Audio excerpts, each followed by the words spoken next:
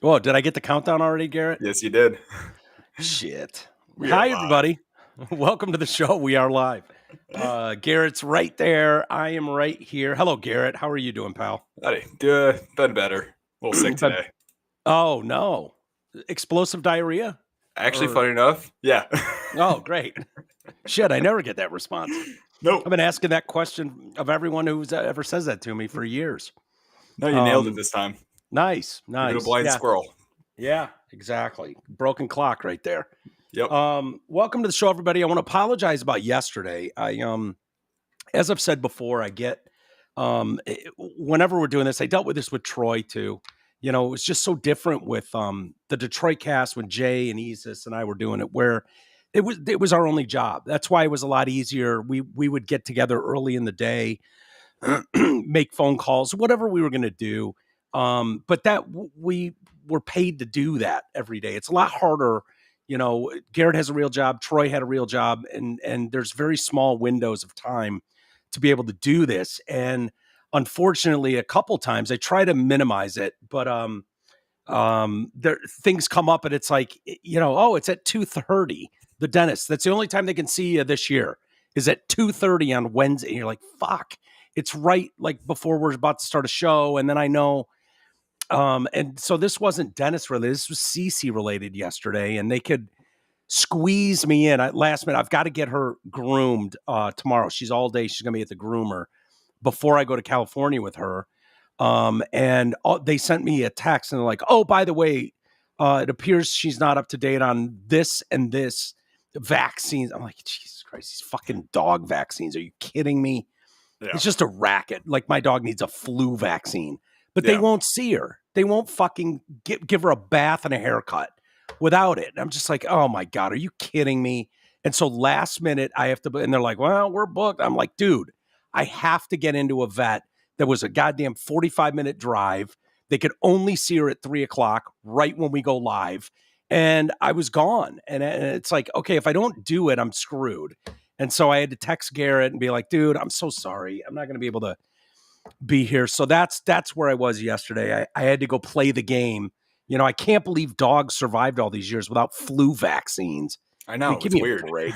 I get it. There's a handful, Bordetella, whatever that one is. There's a few that you need to do. And then there's these other ones, but then other businesses require that you're up to date. I'm like, oh, you want to walk your dog in the park? Well, does it have this? Has it been checked for its AIDS vaccine? You're like, okay, whatever. Yeah. So I had to go fucking, okay, can I just give you $100 and you'll fuck off? Or no, I need to come in here and you need to, shoot my dog with something. So I'm stuck playing the game because I'm a nice guy and I want to do what's right and get my dog cleaned up anyway. So that's where I was yesterday. I apologize, everybody. My urgent care situation where it's like, we can't see you unless you get a COVID test right now, but also we're going to charge you for the COVID test and not tell you. Yeah, give us $100. It's like, can I just give you $100 and you don't stick me full of whatever goop is in that fucking syringe that I don't trust, that I dared ask questions about, God forbid. So I don't think they're trying to kill my dog. I think there's a lot of stuff going on where it's like in those environments at the grooming places, some of them are boarding and grooming, and they don't want some dog with some. I sort of get it, but part of me is just like, oh, just take your $100 and go. Will you give me the piece of paper so we can protect, my dog can get a haircut and we don't have to play this game. But either way, I kind of wanted to have Amy on today, just because of some of the stuff. I thought it'd be good to get her perspective on some of it. She was busy today, so she's going to join us tomorrow, which will be our last live show of the year. So those of you that are fans of hearing from a female instead of just fucking two meatheads, you can look forward to that tomorrow. And then I'm going to do a special final member show with Dave Landau on Thursday. Garrett will not be a part of that because it's going to be early. I have to do it early in the morning. It's the only time Dave and I could get our schedules to align, but it's going to be special because of the content of that. I'd been planning it, talking about it, thinking about it for a while, and I could think of no better person than Dave Landau to do that with. And so I tried to get him on all week, different time. We just couldn't, he's He's flying all over, all kinds of. He was on Kill Tony last night, for fuck's Oh, sakes. damn. Yeah. So that's huge. Yeah, huge. So he was the guest on Kill Tony last night. I go check that out. Dave's the best.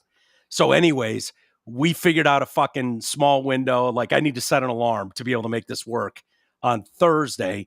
And then that's going to be for members, and I went back and forth on this because I'd like to keep the members area. Hey, that's for the people that, throw a couple dollars our way and fund this thing. So, but it's so, I think it's going to be really cool. So I planned on releasing that Christmas Eve, but members will get it on Thursday. For this particular one, I wanted to do something live. I don't think it'll be able to be aired live, to be honest with you. So we'll see. It'll probably get yanked right away, but it should be fun. So stuff to look forward to. It'll either be fun or we're starting 2025 on Rumble. Yeah. Oh, I think we're already on Rumble. I don't know what our status is. Yeah, it might be exclusive to Rumble. I can't remember how many strikes we have on YouTube. I know we've been warned many times, God forbid someone hears something or someone. I know. I think it was in part. Well, yeah, no. Demonetization is complete. Like that, they'll never let us monetize on YouTube. God forbid. No, they struck us in the early COVID days when it was like, I don't know about all this shit. I'm hearing some stuff. Like when we were even talking about the vaccine or going against the approved narrative, we got dinged for that. So they'd silence some shows. I don't know. I don't remember all the details, but it's scary shit, especially when that's where you're used to, like, hopefully grow things. It is what it is, but I don't care, to be honest with you. I don't fucking care. I think it's us having fun is more important. And if that offends the YouTube world, then fucking so be it. I've found that as long as your audience enjoys what you're doing, they'll follow you anywhere. Yeah, that's kind of where I'm landing on it. Like, you can either play within the rules, and I know, I kind of stick to the model of, don't try to hurt anybody. Don't encourage anybody to hurt anybody. The people that are listening are adults, and, whether it's a story that's just got some outlandish take on it, or if it's a serious story and you want to inform people like, hey, just beware, here's a take too, that so be it. But nothing in here is going to fucking be dangerous or hurt anybody. That's never the point. You want everybody to enjoy it on some level, get something out of it. That's the whole point. And so, trying to play within their rules is a pain in the ass, but I think there's more and more. It's kind of broke through. November 5th was an important day in this country. It really was. Whether it bummed people out or not, it was an important day in this country for a lot of reasons. We don't need to get into them again, but one of them is, a lot of people are realizing they can, okay, if YouTube doesn't want to play, infrastructure's been built to make it so that you are accessible in other places. And, we'll do our best to let people know if that happens. Not, I don't expect that, but you never know. Anyways, we'll get to some stories. Another school shooting. Yay. Coming for your guns, Garrett. Yeah. We'll get your take on that. This is kind of, you're still in that age group, right? Of angst, teenage angst. I mean, you're not a teenager, but no, I'm 27, but I am in that age group of I still get looked at weird if I'm on a school property. It's like he's clearly not picking up a kid. Yeah. I don't think people would look at you. Don't have the look like you're picking up kids at a school, but maybe you do have sort of a look like if someone put an AR-15 in your hand, you'd go, that checks. My company often makes a lot of fun of me when I have to go do jobs at schools in the area, because a lot of times when they're closed, we'll go in and do all their pipe work and stuff. And every time I have to pick them up, there's a cop in the parking lot circling me a little bit whenever I'm doing any work out there. I'm like, I'm here for work. Don't worry. Yeah, I'm not. But I mean, if I were to have to like cartoonishly draw, like, what do you think the school shooter looked like? I'd start with you. I'd start with your look. The hair, the glasses, the beard, the beanie, Like, no offense. I mean, no offense. No. It's a lot of my friends might have just been my friends, so they didn't have to worry about their fate. Yeah. I don't know yet. I never gave off that vibe. I just, by look only. I get it. Yeah. Stay on his good side. I'm glad you're not one of those and you're through those years, but they still exist. Anyway, why don't I do a couple reads real quick so I do not forget, because these are very important. Deer Lake Athletic Club, they offer a full gym, fitness classes, 3 pools, swim lessons, tennis, pickleball, childcare, and more. The Backcourt Restaurant inside Deer Lake Athletic Club has weekly specials like Talkso Tuesday, Quizzo every Wednesday, along with a burger special, kids meals for $5 on Thursdays, live entertainment Fridays and Saturdays, breakfast on Sundays from 10 a to 1 p with a Bloody Mary bar and bottomless mimosas. They offer a special Sunday menu after 1 o'clock while you watch the Lions win. That's their words, not mine. Make your reservation now for their New Year's Eve party in the Backcourt Restaurant. We'll have a DJ, 2 special menu choices, complimentary champagne toast. I don't even know what that is, but if it checks with the rest of their menu, it'll be great. Yeah. Party favors and more. Our banquet center can accommodate parties large and small. Absolutely, they can. Call 248-625-8686 or stop in at 6167 White Lake Road in Clarkston. Or you can visit their website, deerlakeathletic.club.com, and that's DEER, not DEAR. You're not writing a love letter to the athletic club. It's deer, like the animal. deerlakeathletic.club.com for more info on the club. One club for the whole family. Also, this show is thankfully brought to you by your insurance expert. Are you paying too much for health insurance? I guarantee you are. Are you uninsured? Health insurance can be very confusing. Nick Matthews from Your Insurance Expert is an expert in health insurance, life insurance, and Medicare supplements, so you do not have to be. Call Nick at 248-914-1173. I cannot tell you the overwhelmingly positive response I hear, he hears. He's one of those guys. He's kind of humble, reserved in his talks, but he's just really competent. And when it comes to taxes or health insurance stuff, that stuff is really important. You want someone that knows what they're doing, and Nick goes above and beyond. So please call him if you have any questions. He's great. He gives you the time. I wouldn't go to bat for him if he didn't. And he helps me personally. Every time I have to go through this stuff and change, I'm changing again now. I know he's helped you, Garrett. I know he's helped Isis. He helped Tooch and Marcy. Like he's just fantastic. And he's one of those guys that's idiot proof, because he'll contact you like, hey, there's changes coming up that you might want to be aware of. Oh, I need that. I need that. Oh, I need it bad. Have you figured out what you're doing for the holidays yet? Yeah, spending Christmas Eve with my mom and everything like that. The hot mom. Hot mom, excellent. Yep. Give her my best, please. She's big on Christmas morning, so we usually stay the night over there, and we all have a Christmas morning. Your dad doesn't give a shit. He's like, I'll see him later in the day. We'll see him later in the day. We'll have a good time. That's dads in a nutshell. It's like, just swing by after. Let your mom do all the fucking stupid little, festive shit. Yeah, my dad's very much like, you're a fucking adult. You got a life going on. I get it. Yeah. Your dad's like, wait, I get to sleep in on Christmas. Yeah.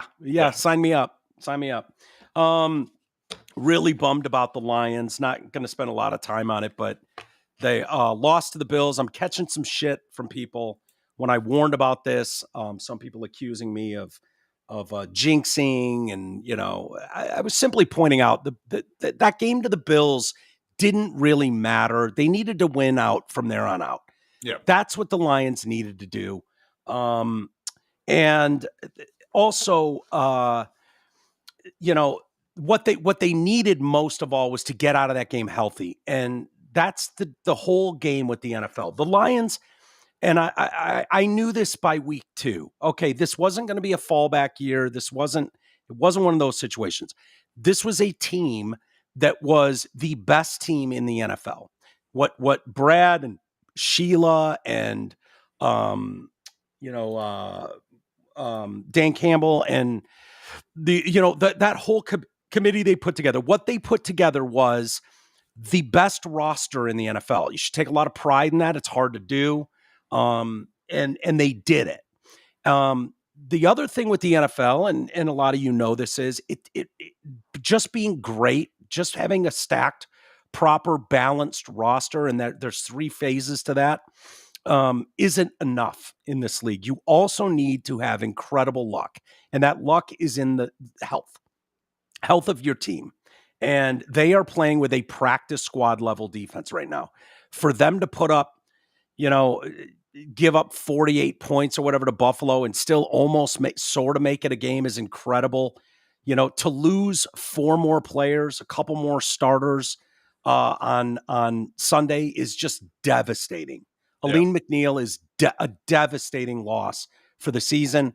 You could see it. He was walking off the field, but you could tell by his reaction that he knew he was done. That was it. Dorsey going out, breaking another leg, whatever, devastating. You only have so many of these guys, and, they were already patchwork at best. Losing David Montgomery is catastrophic. The 1-2 punch that makes that offense go is down now. I don't know, how this plays out. I'll be rooting for him as hard as anyone. I will say Dan Campbell, a lot of people, he's getting shit nationally. He's getting shit locally. He's getting destroyed from everybody. I didn't have a problem with the onside kick when it happened with 12 minutes to go, down 10. And the reason is because Dan Campbell knew what we all knew too, which was, okay, there wasn't much stopping Josh Allen, quarterback for the Bills. He's the best quarterback on planet Earth. He is. The Bills are a very good team. Josh Allen is the best quarterback in that league. He's a linebacker who can drop fucking absolute darts all over the field. It hurts you when you tackle him. It's the opposite of every other quarterback in this league, basically. So he's a special individual, and Dan Campbell knew what was going on. I think what the thought process was, and I thank G for pointing this out in real time, the onside kick with 12 minutes left was, okay, we're already down 2 scores. And if we can just hold these guys to a field goal, we're still just down 2 scores and we can get our offense back on the field. We give them an onside kick. It saves clock by not making them go 80 yards, which they've just done all day long for the most part. Give them the ball at midfield. If we get the onside kick, great. Super low percentage play. If we don't get it, no big deal. All we got to do is try to make one stop on a 3rd and long, 3rd and medium, and make them kick a field goal. At that point, it's still a 2-score game. Not that much time comes off field. No big deal. What Dan didn't anticipate was a wacky fucking tip drill. Guy catches it, returns it to the 2. But I can understand where his thinking was in that situation. The amount of fucking fans that every time the Lions doesn't go the Lions' way, which in these gambly, risky kind of maneuvers it's just not possible to get 100% on this. He bats really well, though, percentage-wise. It's not possible to bat 1,000, and sometimes these things aren't going to work out the way you've drawn them up, the way you hope. But the amount of people like, this guy's a fucking idiot. Idiot. Especially after the season we've been having so far, like now they're just turning on him because of the loss, No, it's not the season they've been having, though, Garrett. It's 60 fucking years of ineptitude. Yeah. You've been watching 60 years of garbage football with glimpses, small rays of sunshine. Hey, this team eked into the fucking postseason. Hey, this 91 squad eked in, made it to the championship game, and they got their fucking teeth kicked in. That's the reality of it. They've been a garbage franchise for the most part for the better part of 60 years. Yep. Until now. So it's just unbelievable to me how many people are just like, this guy's a fucking moron. This is why the Lions will never win anything. It's exactly. Like, holy shit, man. If the Lions don't win anything this year, it's because they're decimated on defense. I've never seen anything like it. I mean, the Dolphins went through it last year, the year before, where their defense just got wiped out. Can't compete. The Bills went through this a couple of years ago. The Niners have gone through this. The Niners are going through it right now. It's kind of remarkable. It sucks. It just sucks. This team is so good, though. They're finding a way to be competitive. I just don't think with the current roster, you go Super Bowl. You probably don't. It's probably the Eagles' year. you know? Yeah. Hopefully some guys can come back and they can put it together and with good, strong coaching. But I just don't. I'm not going to be one of those. Dan Campbell's a fucking moron. What an idiot. He blew it. Like, no, man, calm down. Calm down. This team is put together well. It should, there's unfinished business, and no matter how this ends up playing out, we'll see. But yeah, it's too bad. It's really too bad to lose this many guys. It's heartbreaking for the fan base, but have a little faith in your coach that got you here. The first one, by the way, in 60 years that's done anything to get the rest of the country talking about you. Even during good years, the rest of the country ignored you. The whole country was talking about the Lions. So, let's not lose sight of that. We have the another school shooter. Oh, no. This one in Wisconsin. I don't know what the fuck's going on in Wisconsin. Minnesota and Wisconsin scare me. I don't know what the hell's going on there. The mosques in Minnesota. The Midwest gets very bored. They have to find some new ways cold to make entertainment. And bored. Yeah, it's just cold. They're cold and bored. They're like, let's spice shit up. See what happens. I know there's a lot of people, because I look at social media too. There's a lot of people that want to make a connection to trans. Like, what's going on? And let's pump your brakes a little bit. Yeah. You don't know what the story is here with Natalie Roop now. Do we have a picture of Natalie? Do you think do you see anything here that makes you go, oh, is this, she goes by Sam. Does that mean anything? Well, her middle name's Samantha, No, I think Natalie. Yeah. She kind of looks like just a regular loser girl, whatever. Yeah, but those used to be kind of cute in their own way too. The loser girl, everybody knew them, The KMFDM shirt, haha, not tip to Eric Harris. Yeah. Yeah. They probably get way more publicity than they deserve. The German metal band, is that what they are? Yeah, they're a German punk band. FDM. Yeah. Made famous by Eric Harris of the Columbine Massacre, famously wearing one of their, there you go, wearing the shirt.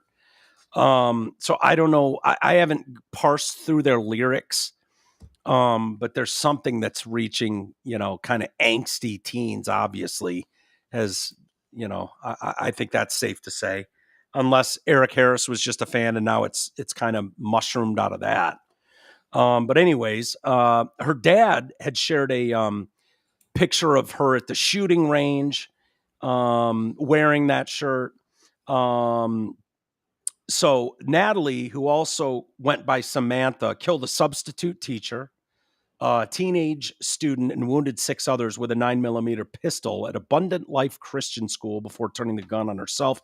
No motive has been given, and police say they're working to verify whether a manifesto being shared online was written by Rupp. Now, that would track. I have seen that, and I know it's not just her that has this feeling like all men are evil. This kind of, it's the bigger problem I've always had kind of with identity politics as a whole. When you want to go, all white men are this or all men are this. And it's like, well, no, most men that I know are not at all the same. They have very differing views on things. Most Black people I've known over the years have very differing views on things. That's true of Hispanics too.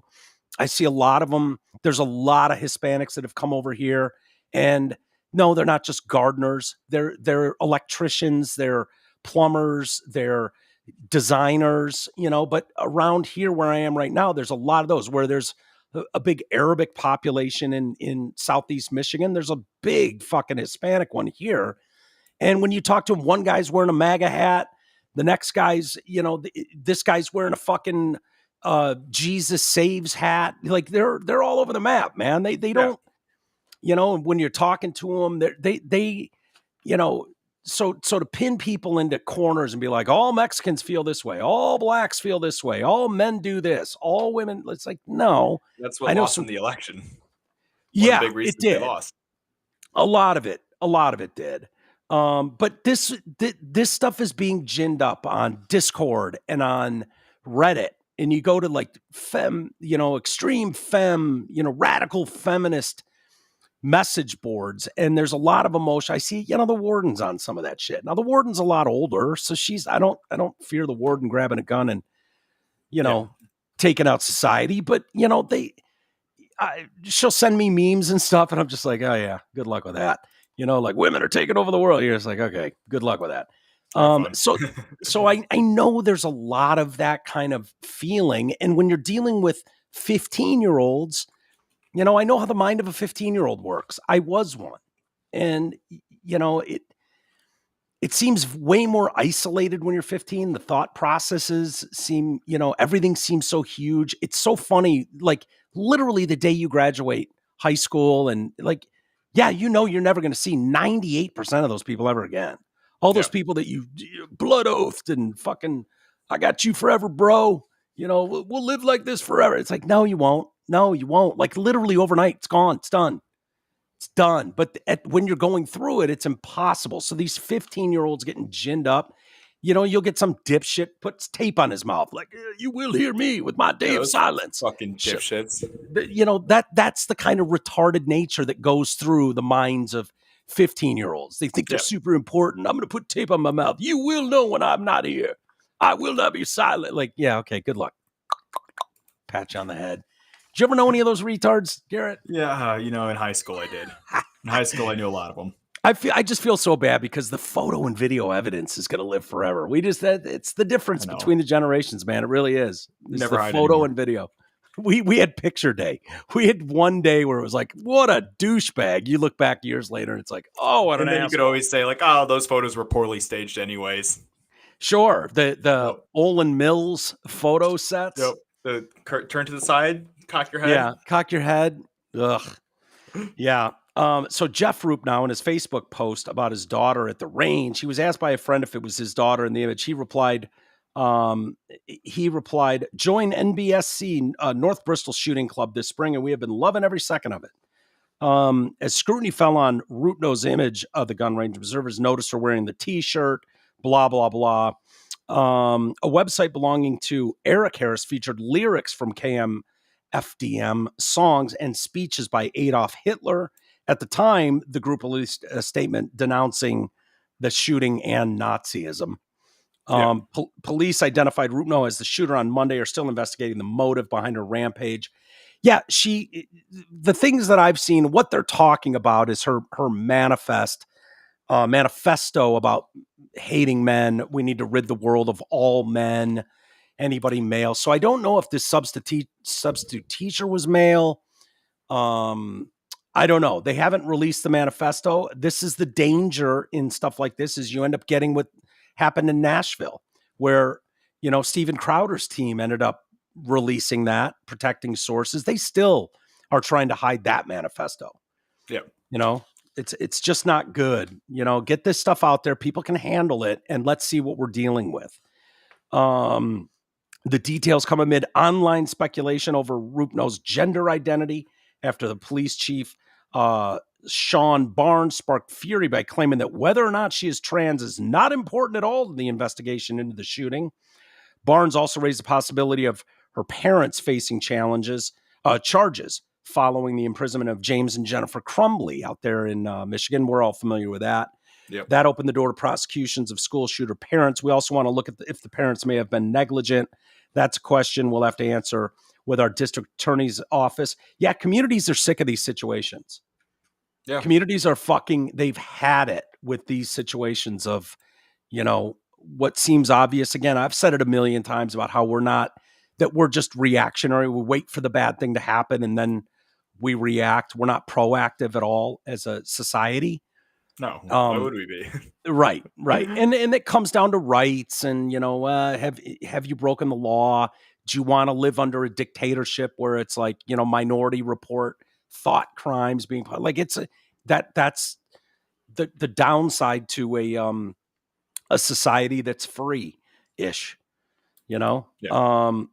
So police said the attack, they believe, was premeditated. And a source told CNN that this chick had been dealing with problems and expressed some of those in writings, which are now going through. She opened fire in the study hall.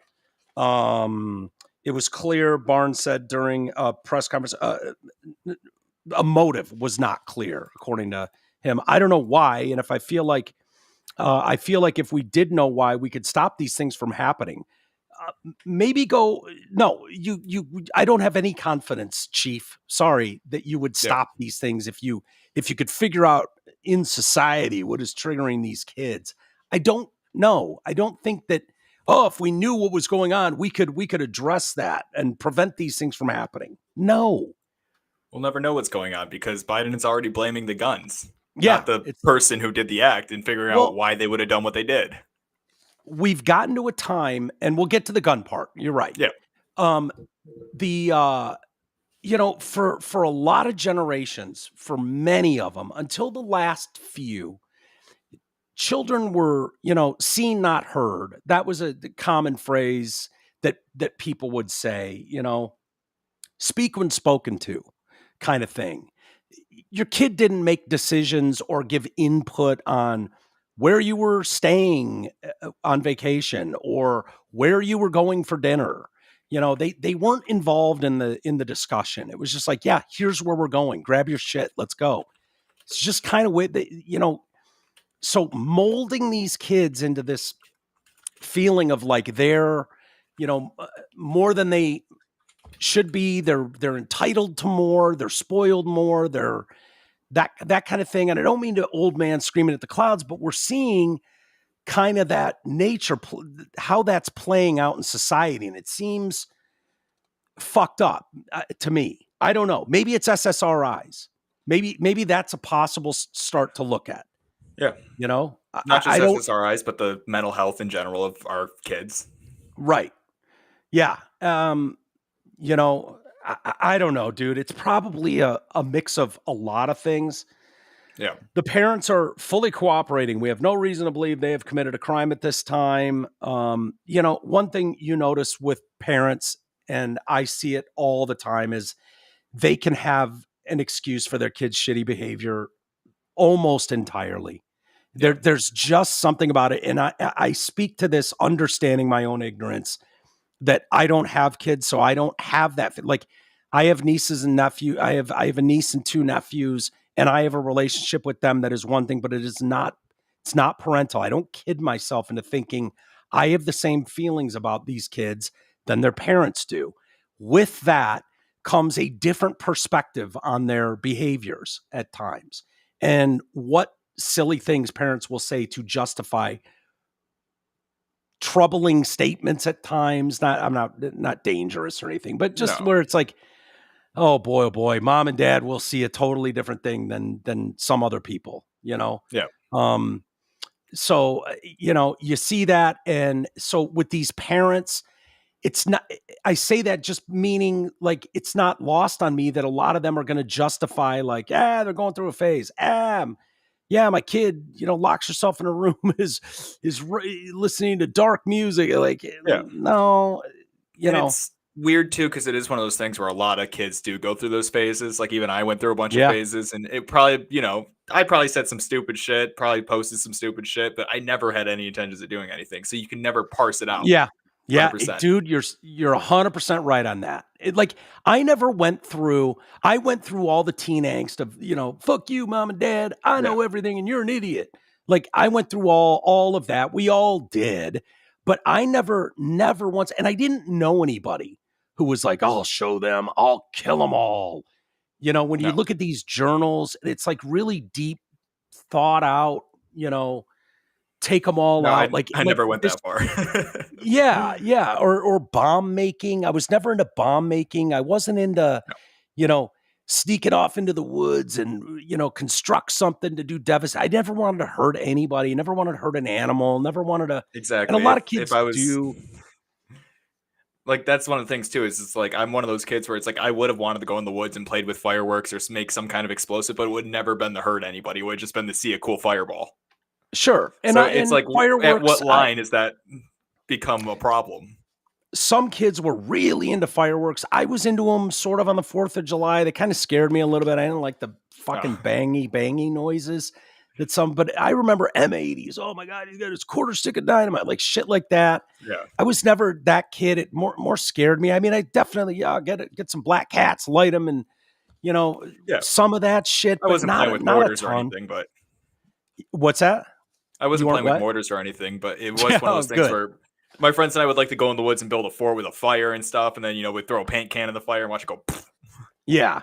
Yeah, and I knew some kids that did that, Yeah. I was never one of those. I was too busy doing sports, man. I was on sports teams all the time, and that's kind of where my focus was. I wasn't really a jock, like, meathead guy, but I was just involved in a lot of that stuff. Yeah.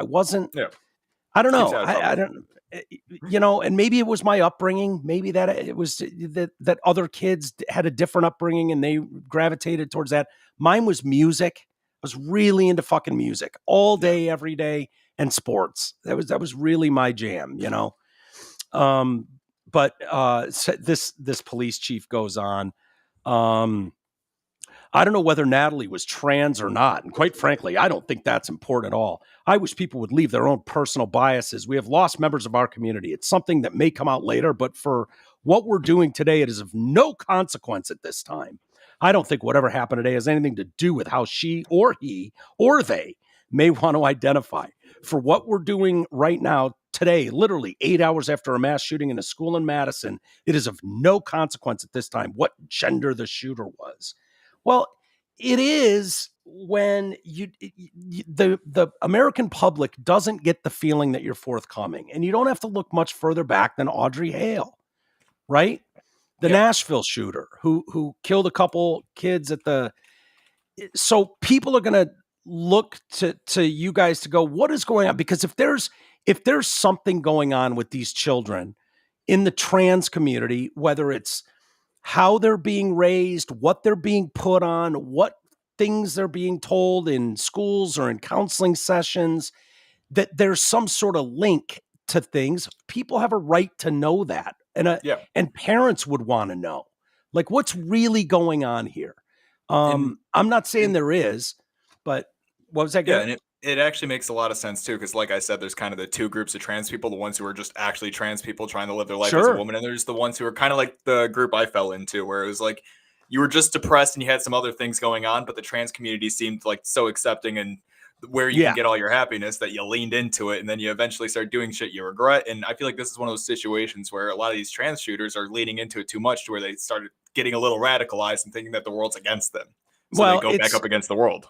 yeah, and when you see these, when you know the nature of children and Yeah. how, the dumbest people on earth are kids, Yeah, and and it leads to from being radicalized as a trans person to thinking the world's against you, and they already have a right, mental illness right, beforehand that they're not getting treated for. It sure, just is a bad combination that I think is leading to a lot of these, and I think that's where the trans issue keeps getting brought into it. yeah, and when it doesn't help that story, when the Audrey Hale stuff, they've still tried to bury that manifesto. Yeah, So to people that are critically looking or attempting to look at some of these situations, they have kept that as a guarded secret. It's been over a year and a half. We still, like, think about Luigi Mangione, that yeah, hero on the left right now. Everything about him, his manifesto was out within 24 hours. Everything, oh my God, here's all his social media, here's all this, here's all that.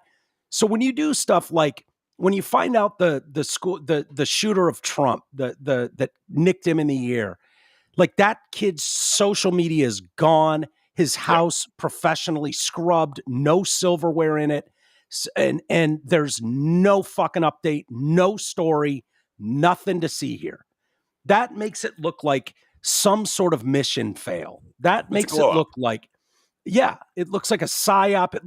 It doesn't look good. The Audrey Hale one, when it's like you're trying so desperately and threatening legal action if this leaks, that kind of information. What are you saying? What are you hiding there? We know how this normally goes. Luigi Mangione, like, his shit's out there for immediately, at way more detail than you did. You heroize this guy in the public eye. But this one, it's like, oh yeah, we don't know. Oh yeah, Yeah. trans this. Whoa, we don't know. No, you're not doing yourself any favors Well, I when think in you the case hide of that Luigi, stuff. though, he purposely threw all his stuff out before he did the act, so that way the public would have it before the police got to it. Yeah. Well, He was very big about that. The police has the stuff. The fact is, you're not going to keep this stuff hidden forever. Social media has this girl's stuff. Her friends are talking. Who knew what, when, where? I don't know. You brought up the point. President Biden called on Congress money to pass universal background checks, a national red flag law, and certain gun restrictions. Similar calls have gone unheeded from almost every school. We can never accept senseless violence that traumatizes children and families and tears entire communities. Shut up, dude. This guy is proven time and again. He doesn't give a shit about a single child that's not last name Biden. Don't fall for Joe Biden's horseshit. Joe Biden is one of the worst humans ever. After he just pardoned a fucking child predator. Who?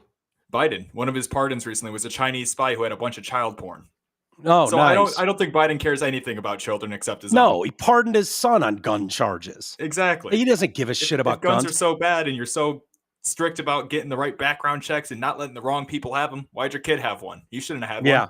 Yeah, that felon. And by the way, no one even talks about it. Was discarded in a fucking dumpster next to an elementary school. Yeah. So, if anyone should have been taught a lesson, it was Hunter Biden, but whatever.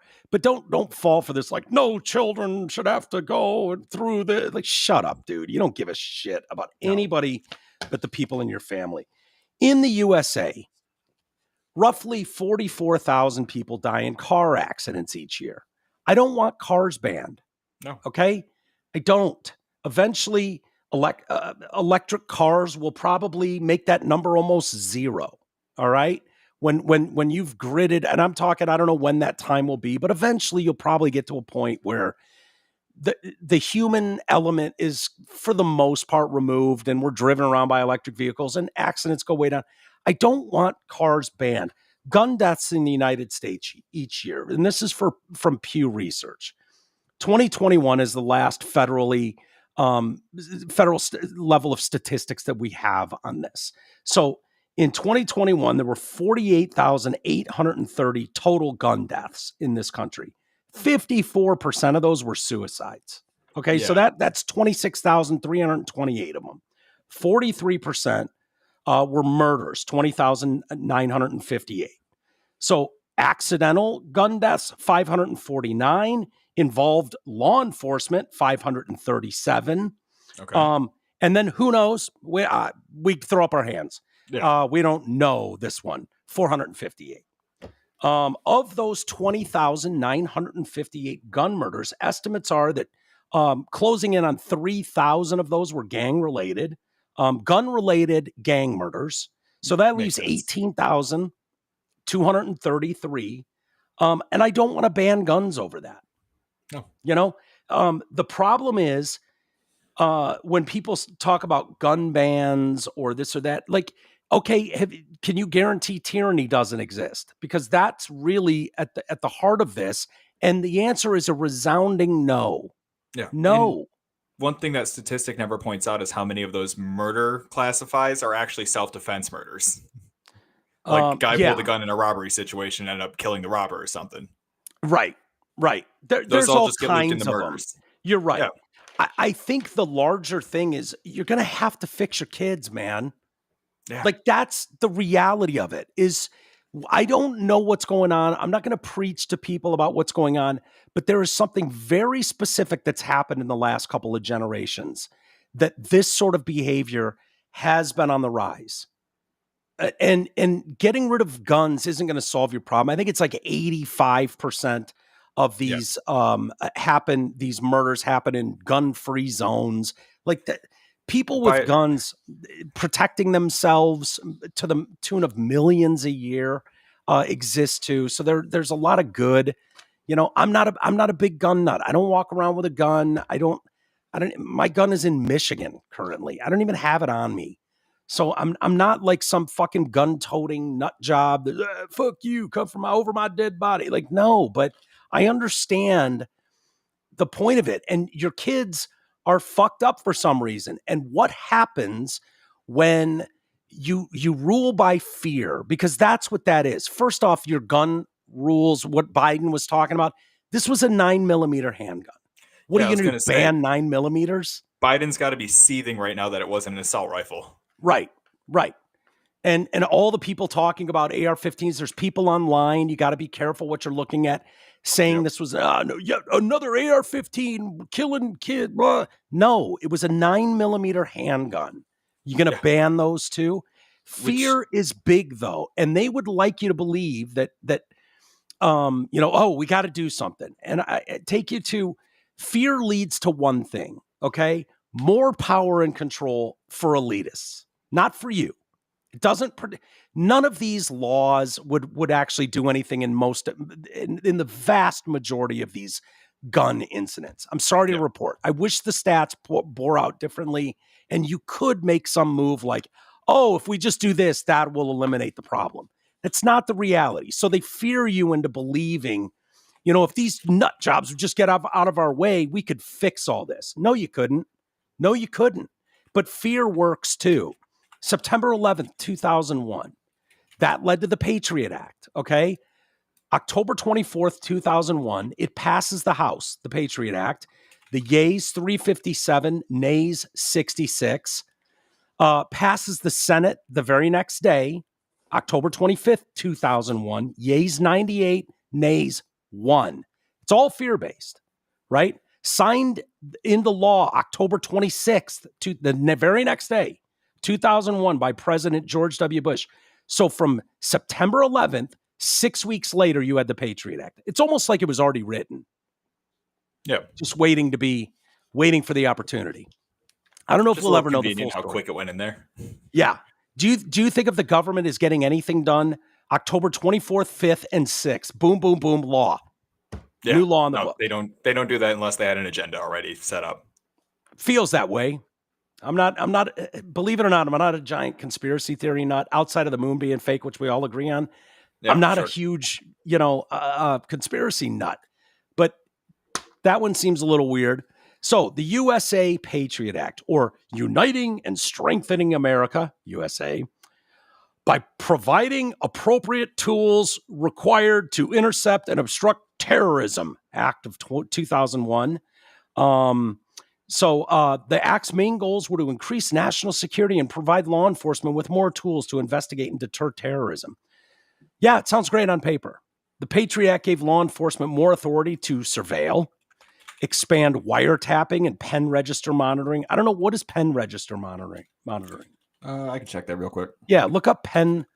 Sorry, I should have looked that up. Pen register monitoring. I feel like I should know what that is.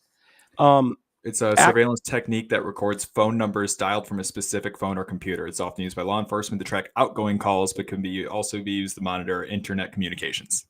Okay, there you go. So they're just checking what you're doing on your phone to see what's going out. Yeah. See who you're calling, who you're texting, that kind of thing. Nice. So it would also, part of surveillance, access electronic communications, conduct secret searches, remove privacy protections to allow federal agencies to share more information, increase penalties for terrorism crimes, and expand the list of activities that qualify as terrorism. The problem with that one is, folks, on paper, who isn't for that? Who's not for the guys that flew a plane into buildings in New York City and terrorized the nation in one foul swoop? Who's not for harsh penalties for them? Who's not for that? Everybody's for that. The problem is, in a few short years, they start calling protesters domestic terrorists. Yeah. They start calling people who had questions, valid questions about vaccines, domestic terrorists that were hurting the American public by making them weary of information and making them vaccine hesitant. They started to do it with people that supported Donald Trump. These were domestic terrorists. You saw it in Canada with, and I know they're not subject to our laws, but, with the truckers and stuff. But listen, I read as much as anybody about what those truckers were doing. I had people in Canada writing me about what was going on with those trucker protests, boots on the ground with those truckers in that protest. News. And yeah, it's the best news. It really is.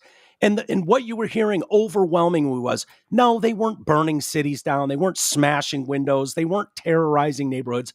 They were shoveling snow in driveways, understanding that this was an inconvenience to people in those neighborhoods across Canada. So they were going out and shoveling their neighbors' snow. They were helping old people bring groceries into their houses. They had a bitch. They wanted to be heard, and they were called domestic terrorists. Their bank accounts were locked up and shut down. Don't forget that. I know that was in Canada, but it's a little too close to home. But that's so when they talk about, that kind of stuff like increased penalties for terrorists. Well, what you've changed the definition of a terrorist, domestic terrorist. They were trying to call fucking people against abortion domestic terrorists for a while. Makes you subject. The Jewish Defense League got marked as domestic terrorists for a while. Who did? The Jewish Defense League. Yeah. Absolutely. Ask the ACLU. Everyone they disagree with is a terrorist on some level. They're on a watch list. So I'm looking at a big group of them. It's mostly white supremacist groups, a couple Christian organizations, and then as I'm scrolling the Jewish Defense League, I'm like, wait, hold on. Yeah, the Jewish Defense League. They threw in their they wrapped this up with the boys, whatever. What was the fucking group that was deemed a domestic terrorist KKK? Organization? The what? The KKK? No. The Proud Boys. Yeah, the Klan. Super relevant today. Glad that's out there. I mean, it's just silly. And if you think the Proud Boys are a terrorist organization, give me a break. You haven't done your research. A bunch of LARPers on the internet. And the problem that I have so much with this stuff, with the domestic terrorism stuff, is great. You disagree with every person who's ever been MAGA. Okay. You disagree with everybody who thinks abortion should be banned. Okay, great. You hate the Christian right. That's great. And they're going after your enemies today. The problem is when you get this stuff down, it can affect something you do care about. You don't want to, they used to do this to the left, actually. Go after the left, and the left fought tooth and nail. Thank God they did, for their right to assemble, their right to be heard, to peacefully protest. The federal government would have loved to pin the hippies in the 60s as domestic terrorists and take away their rights to free speech and to assemble. Don't forget they pinned the Juggalos as an organized gang, criminal street gang. Great one. That's a great Juggalos. Terrorist organization. Oh yeah. I mean, these people don't, they don't care, and this helps them do what should be a tough job. You don't need to make it easier on them. They can work for it. They can fucking work for it. And if I have a beef and I want to take to the streets and peacefully protest, that's my First Amendment right. Adapt to new technology, also into the Patriot Act. Allow internet service providers to voluntarily disclose customer records in emergencies. Well, what's an emergency? Is an emergency? Garrett is telling people online on a podcast that they should think twice about getting that vaccine because they're hearing some stuff about myocarditis.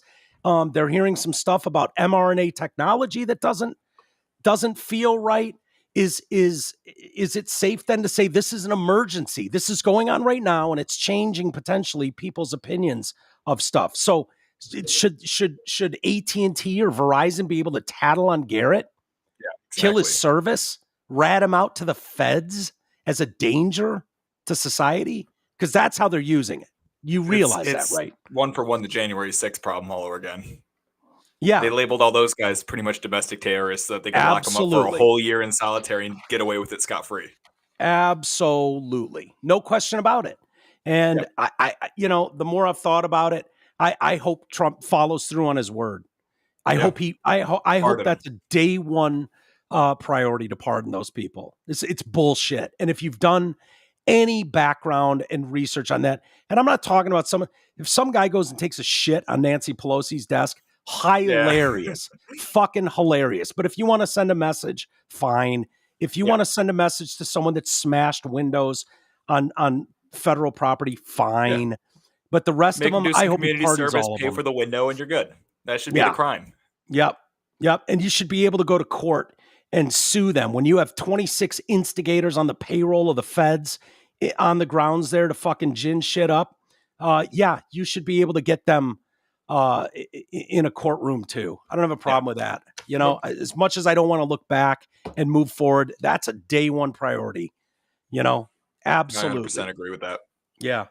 It's just ridiculous. Labeling people as domestic terrorists or gang affiliations, it's extra bad because now let's say you and I got labeled as some kind of terrorist organization. If I get a speeding ticket, now it can be considered a domestic terrorism issue. And that becomes a federal crime over a speeding ticket. Oh, dude, that was the whole problem with the juggalo stuff. Exactly. I know people that are juggalos. Ron is a juggalo. My family knows it's gang affiliation. You have gang affiliation tattoos. You got a juggalo, and I'll be honest, never been a big ICP fan, but the juggalo logo is dope. It is. It's the clown. It sort of is. If I was a fan of that band, what's that? The Hatchet Man. The Hatchet Man's dope. Yeah, he's cool as shit. My as family knows Violent J. He doesn't fit his name at all. No. Those guys used to want to get on Drew and Mike so bad, and we never had them on. But yeah, I you know, like what young people are into and musically, and it's fun, man. I used to love driving by the Royal Music Theater on my way home from work when there was a Juggalo show going on. Those kids are fucking diehards, man. They were all in. They'd be out there hours and hours before the door opened, lying around the building, all with face paint on, having a blast, man. That was their community. They're hanging out, sharing stories, talking shit, listening to fucking bad music. And dude, it's like that's a rite of passage for a lot of people. And if you've ever really, really been into something, you know, been into a band and know what those communities are like, you know, especially when a band is theater level or bar level, Garrett, you know what that's like. Oh, I love them. Dude, you find a community in there. You really do. And exactly. Paint those guys as terrorists. Exactly. Yeah. It's terrible. Criminal organization. Yeah. Jay and I did an interview with the guy that wrote the book on that whole case. I'm sure you can find it if you'd like to know more about it. But I can't remember what that was, but it was a really well-written book. It was a good book on that whole case, the feds versus, and they were still under, you know, that terrorism label at that point. They might still, I don't even know what they are now, if they've changed that or dropped that. But talk about bullshit, man. You know, they're Motley Crue of their generation. Yeah. They're Kiss. They're Kiss of a different generation. That's all. They're Kiss of the Michigan white trash. Yeah. Yeah. God bless them. The world needs ICPs. Exactly. You know, and juggalos and their fan base, you know. The White House giving interesting information, growing number of lawmakers demanding answers from the feds about these mysterious drone sightings over New Jersey. The White House is now blaming hobbyists, planes, and even the stars. Oh, so, okay. So tens of thousands of people are just dipshits is what you're saying, John Kirby. Do we have John Kirby speaking? He is the White House spokesman, national security spokesman. I used to like John Kirby too. This is just comical to me, but go ahead. Let's hear from John. Time that the reported drone sightings pose a national security or a public safety threat or have a foreign nexus. The Department of Homeland Security and the FBI are investigating these sightings, and they're working closely with state and local law enforcement to provide resources using numerous detection methods to better understand their origin. Using very sophisticated electronic detection technologies provided by federal authorities, we have not been able to, and neither have state or local law enforcement authorities, corroborate any of the reported visual sightings. To the contrary, upon review of available imagery, it appears that many of the reported sightings are actually manned aircraft that are being operated lawfully. The United States Coast Guard is providing support to the state of New Jersey and has confirmed that there is no evidence of any foreign-based involvement from coastal vessels. And importantly, there are no reported or confirmed drone sightings in any restricted airspace. Yeah. This is weird. John Kirby is usually really good. If you've paid attention to his press conferences, he's really good at just speaking. He's well spoken. He's a good conversationalist. I disagree with him wholeheartedly on a lot of things, but he's decent in a lot of ways. That was very Corinne Jean, Binder, as she's known, where she's just going through and reading something that someone handed to her. This is how we feel about it. That's what John Kirby just did there. That's very much not like John Kirby to sit with the White House seal at a podium and read head down and read a statement like that. That's weird for him. Usually he's shooting from the hip. He knows what he's talking about, and he's putting people at ease. He's keeping things calm about national security issues. He's not the guy. Karine Jean-Pierre is the idiot that sits there and reads off a fucking memo and doesn't take questions. Yep. John Kirby takes questions. He looks you in the eye. He tells you what's going on. You can disagree with him all you want about bullshit funding to Ukraine and why that is, and I certainly do. But he knows what he's talking about. He's got a take on it, and he's going to tell you what it is. That seemed weird to me, especially when you're like, it's planes and stars, and I don't know what the fuck it is. Neither does anyone else. Maybe these people do. Do we have Trump? He seems to know more about it. Yeah, he's been popping off a little bit. Let me find that right there.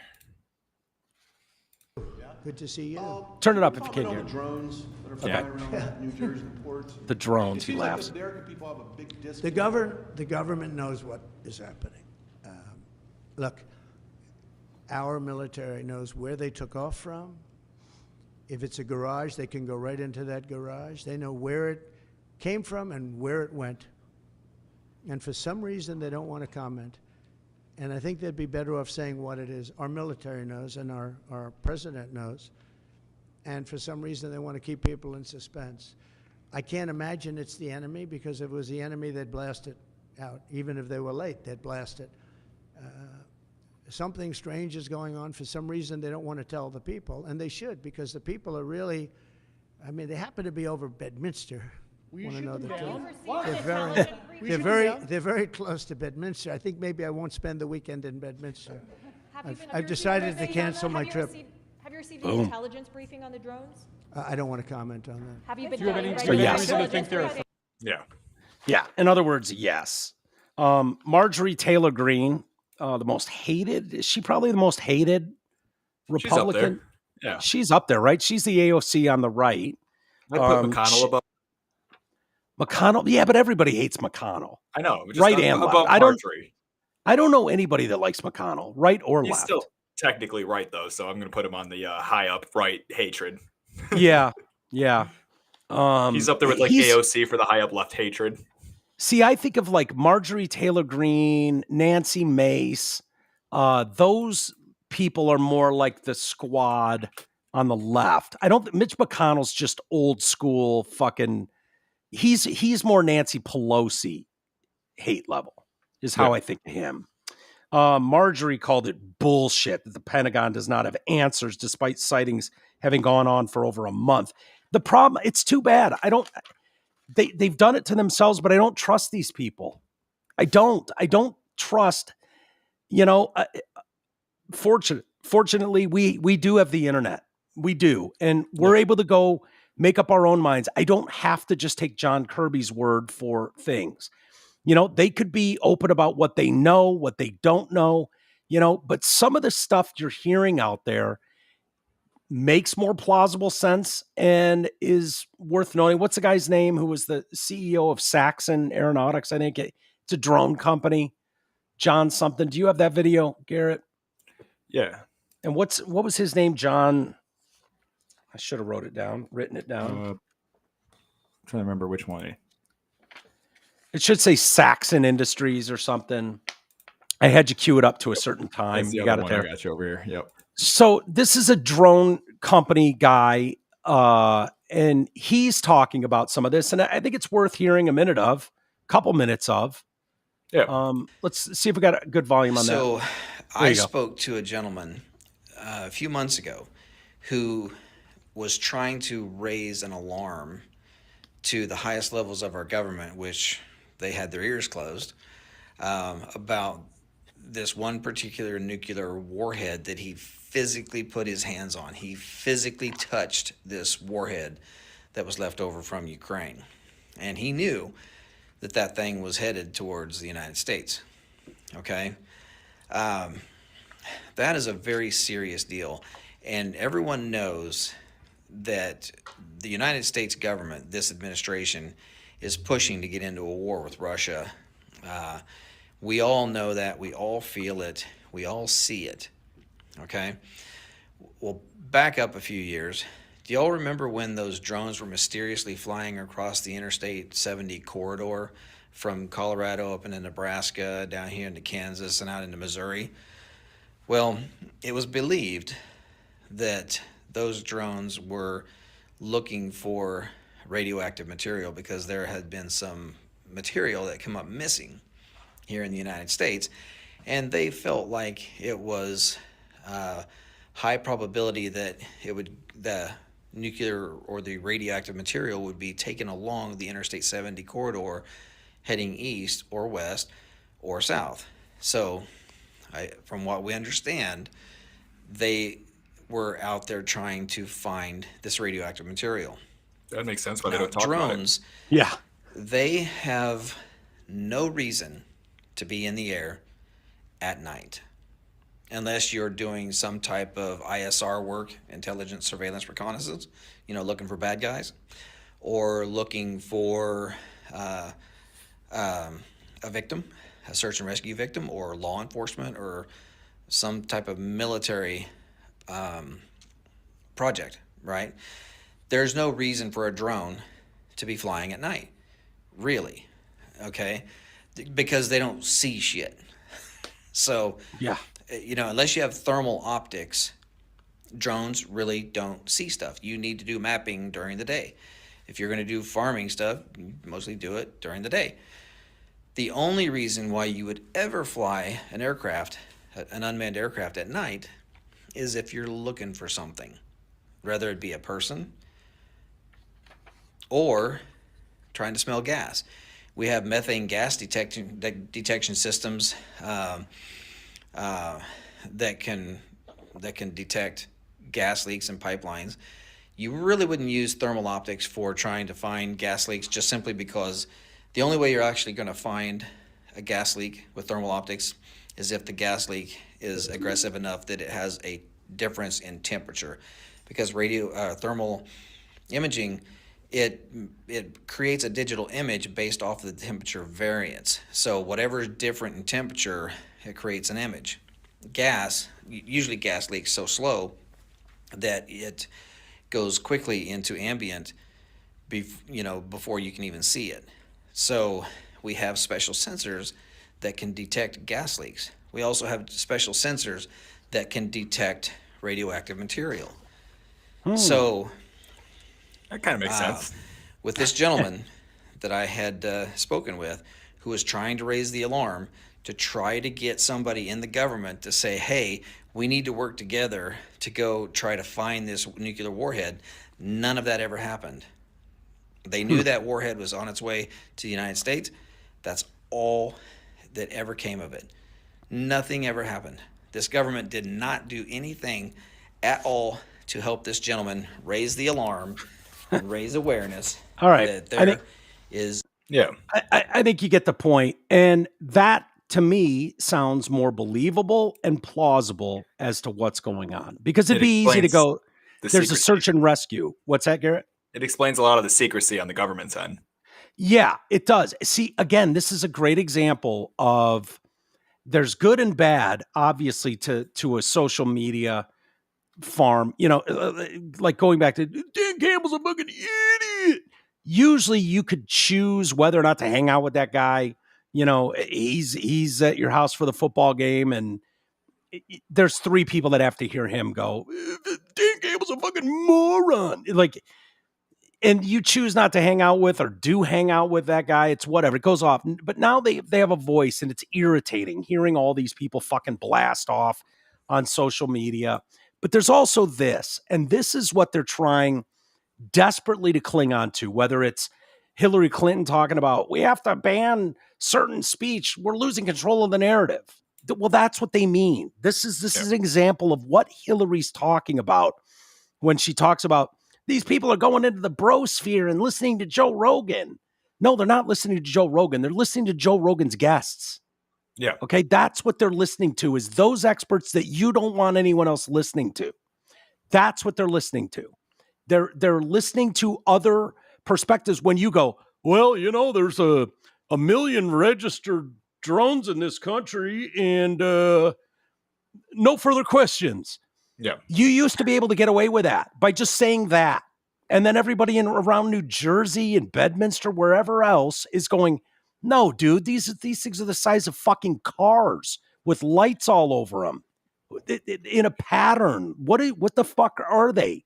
Is this, and when you don't shoot straight with people, because I can understand that would be rough. You went, look, in the hustle and bustle of everything, not only did we lose track of $6 billion in Ukraine funding, we also lost 90 fucking nuclear warheads. And there were some reports that at least one of them made its way back here. We're desperately trying to find that. Yeah. You can understand why the elitist level would want to keep that fucking under wraps. You can understand why they wouldn't want. No. And you could terrorize, you could scare the shit out of a population. I think the American public this isn't the 1950s. This isn't Leave It to Beaver America. As much as they want to still think that that's how you control messaging and that's going to work, it's not working. So that guy, you get a CEO from a aeronautics company that specializes in drone technology, and he goes on there. That's why he's going to have millions of views, and it's going to further the conversation when John Kirby tries to look down and read from a statement. At this time, we have nothing to lead us to believe that anything is going on, aka nothing to see here. Yeah. No, that's not going to fly in the age of social media, in the age of podcasts, in the age of non-captured media entities. No, and what's happening too, all this secrecy is just making Americans take matters in their own hands. Now we're shooting these drones out of the sky, American or not. Yeah, I've seen people posting videos of pop shots now. I've heard that's bullshit. I don't know if that's true or not. I've heard that that's AI generated, that those are not actual shots. That doesn't mean people since then haven't gotten the great idea to do it themselves. But I'll be honest with you, I don't blame people. I've seen some that look extremely real. And I don't know what the truth is, so I don't want to say that on these airs that's true. I've seen those videos. Some of them are look devastatingly good, but that's where you're going with AI. You're going to see that. So I don't know if I've seen plenty that says that those are AI generated. Those are not actual shots. Could that have changed in the last couple of days? Maybe. I don't know. But I certainly don't have that on any sort of credible or anything that I trust. But it's interesting to look at. And I don't blame the people. Yeah. I if that was flying over my house, dude, if you so much as had a toy drone flying around where I'm walking Cece and I had a fucking gun on me, I'd shoot it. Yeah. If it was on my property, I'd shoot it. So these people there on the ground going, dude, for a month and a half, you're gonna act like this could be a star, a plane, or something, nothing to see here. No, bullshit. I got a gun and I'll use it. I don't blame them. Yeah. Do you have any videos of them? Yeah, I got one of the drone hunter guys. Let me find his better video. Is there something that makes you think that this is real? This guy has been around a while, the drone hunter. Yeah. Is he one of those that just shoots the toy ones down? He does this with everybody. He'll shoot toy drones, and this is him actually going after the government ones in New Jersey. And those are actual tracer rounds coming off the gun. I don't think this would be. See, I've heard that. Just the way it's all coming out, the way the rounds arc and they go off in the distance, AI would not predict that. I bet it would. It'd be so much work to put this. All the misses too. Yeah, no, but you don't think AI would do? See, he doesn't even get it down. He just exactly that. Oh yeah, no. I've seen the video. Yeah. That was getting community noted, by the way. That one in specific, that video. So I don't know. That's why I wasn't going to say anything. It's fine you brought it up, but I don't know. I can't say with any level of authority, like, yeah, that's real. That's bullshit.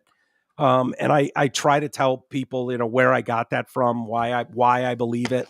That I just don't know. I can believe it, and I don't blame people. Let's just say that. It definitely seems like in this area, it's hunting for a who or a what. Something's going on there. Yep. Something is going on there. It's looking for something. It's clearly using some sort of thermal technology, kind of like they do when they used to bust pot houses, farms, it would have indoor, looking for heat changes, temperature changes on a grow house. That's how they would do that. So that my guess is that's what's going on here, that they're looking for some sort of signature. Mm-hmm. I don't know. And, doesn't look good. No. And it makes a lot of sense that the government would be hiding why they're flying drones around the area if they're trying to find lost nuclear explosives that people shouldn't have. What would be worse because there's even people talking out there, and, this is what's going to happen. People are going to run wild with their speculation that you've let in so many fucking criminals from around the world, terrorists from around the world. This current administration allowed millions of people to crash this country with zero safeguards, zero concern for the general public. And on that was known terrorists, and that, oh shit, we let one of the really bad ones in. These things are trying to find a person. I don't know. Seems more believable that one of these warheads has made its way back to America, and that's what they're desperately hunting for. Yeah. That seems more believable to me, but who knows? Hopefully, some of the people that are about to take charge, I trust in them at this point. So I'll wait to hear from them. I'm about done listening to the John Kirby's of the world, especially with such a bullshit excuse like that. Yeah. The one thing I will say is I'm glad I bought a rifle with built-in flip-up aerial sights. What does that do? It's for planes, so you can get distances and stuff off Dude, of skylines. You need to stop coming on this show and fucking giving away stuff that's going to get the feds looking at you. This is not going to get the feds looking at me. It's a historical rifle. I bought it for historical purposes. Mm-hmm. You just said it gives you the capability to what? Take down planes? Is that what you said? Not planes. Oh, you're not going to take out a plane. I would never shoot at a plane. What I'm saying is it does have flip-up aerial sights, and that's kind of a cool feature. It's unrelated. What is that for? So you can see a plane? Well, like what would be the historical relevance? Well, back in World War II, all the planes were built a lot crappier and a lot easier to take down with regular rifles. So they built in flip-up aerial sights so they could hit the planes coming down from the Germans. Okay. Well, so you bought a collectible. Yes. Okay. It is unrelated. It just happens to have flip-up aerial sights, and I think that's really neat. Smart to bring that up while we're talking about shooting down flying objects. That's smart. That guy was shooting them down. I'm not shooting them down. Yeah. No, you just chose that moment to mention your capabilities. Yes, unrelated. You're a thinker, Garrett. Smart. Exactly. ABC News has agreed to pay $15 million towards Trump's presidential library to settle a defamation lawsuit over George Stephanopoulos, his inaccurate on-air assertion that the president-elect had been found civilly liable for raping E. Jean Carroll. I don't know if her cat Vagina was going to get anything out of this. But yeah, do we have George piece of shitiless? George is one of the worst. This is a guy, by the way, as you see him standing on his moral high horse here, questioning Nancy Mace about how she could vote for someone, found liable for rape, which he wasn't, which is why that ABC is having to pay $15 million plus $1 million to Trump's law team for this. This is a guy that was he was the communications director for Bill Clinton. Okay. Someone actually credibly accused of rape. We know the Bill Clinton story as a sexual predator. This is the guy that went to bat for him every day. So spare me the idea that he stands on some moral high ground looking down on someone for choosing to vote how they vote. But here's what got him in trouble. I still get judged for it today. I'm asking you a very simple question. And I answered it. You're shaming me for my political choices. I'm asking you a question about why you endorse someone who's been found liable for rape. Just it was not a criminal court. This was a civil court. It was a civil court. And by the way, she joked about the judgment and what she was going to do with all that money, and I find that offensive. I'm asking you about the man as a rape victim who's been shamed for years now because of her rape, you're trying to shame me again by asking me this political question. You've repeated that again. I think it's offensive. As a woman, I find it offensive. My political choices, I've endorsed the man that I believe is best for our country. It's not Joe Biden. And you looked at the dueling rallies yesterday in Georgia. Laken Riley's family was with Donald Trump. They weren't with Joe Biden. The same guy yesterday that apologized for calling her killer an illegal, who wasn't illegal. And here you are trying to shame a rape victim. I find it disgusting. I mean, you keep saying I'm shaming you. You are. The question, it is. How is the question asking you about a presidential candidate who's You're asking a rape victim. And there's no question about that. And you've courageously talked about that. Because I've been raped. I think that's disgusting. No, I'm questioning your political choices because you're supporting someone who's been found liable for rape. Actually, I'm not trying to shame you. You are. That's exactly right. Yeah, you are, George. I think it's disgusting. Well, you're welcome to say that, but you have to answer the question. Why are you supporting someone who's been found liable for rape? I just answered your question. What is the answer? He was not found guilty in a criminal court of law. It was sexual abuse. It wasn't actually rape, by the way. And E. Jean Carroll joked about all the money she's going to get and made a mockery out of this case. And I think that's offensive. There's a reason why women don't come forward. And when you have someone who says that they're raped and they make a mockery out of this civil court judgment, it's offensive to other women. It makes it harder for other women to come forward when another woman has made a mockery of it. You said women don't come forward because they are afraid. They are afraid because they are defamed and shamed by those like you're trying to shame me this morning. They are afraid to come forward, as you said, because they are defamed by those who commit the rape. That's what Donald Trump has been found guilty of doing. He defended himself over that and denies that it ever happened, but he was not found guilty in a criminal court of law. Yeah. Yeah. And George couldn't let that go, wouldn't listen to her, just to play it down the middle newsman, George Stephanopoulos, just playing it down the middle newsman. Both of them are irritating me. Yeah. Well, the settlement agreement describes ABC's presidential library payment as a charitable contribution with the money earmarked for a nonprofit that is being established in connection with the yet-to-be-built library. We are pleased that the parties have reached an agreement to dismiss the lawsuit on the terms in the court filing. ABC said settlement agreement was signed Friday, same day as a Florida federal judge ordered Trump and Stephanopoulos to sit for separate depositions in the case next week. Settlement means that sworn testimony is not required. ABC must transfer $15 million for Trump's library to an escrow account that's being managed by Brito's law firm within 10 days. The network must also pay Brito's legal fees within 10 days.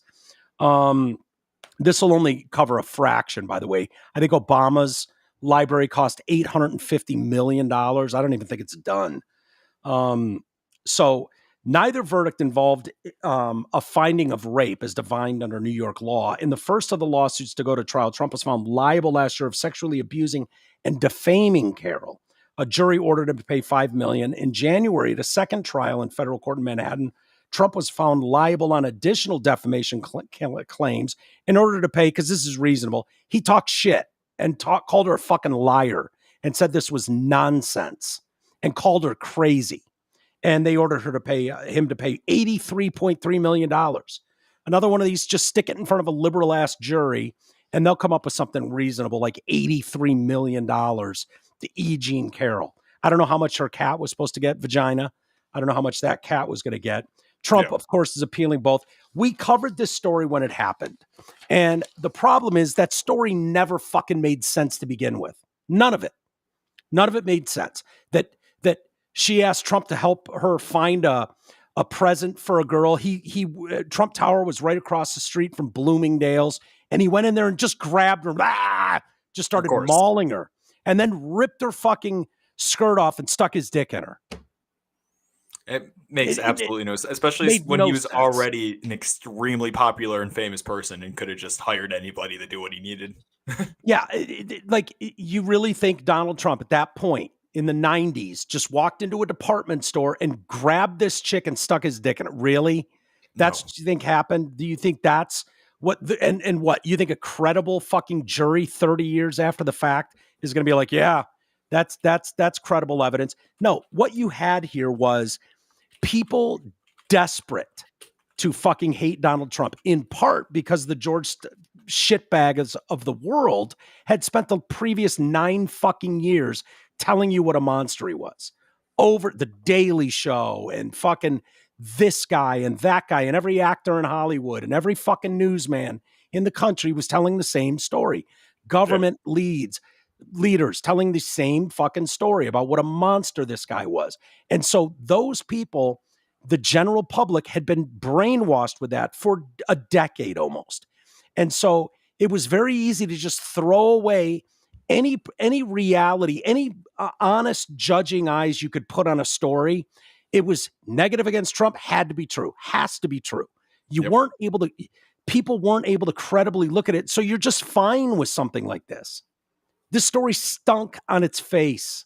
It'll get thrown out eventually, but they wanted to be able to, George shitbag wants to be able to go on the news and talk about civilly liable. He was found liable in a civil case for rape, Trump, rape.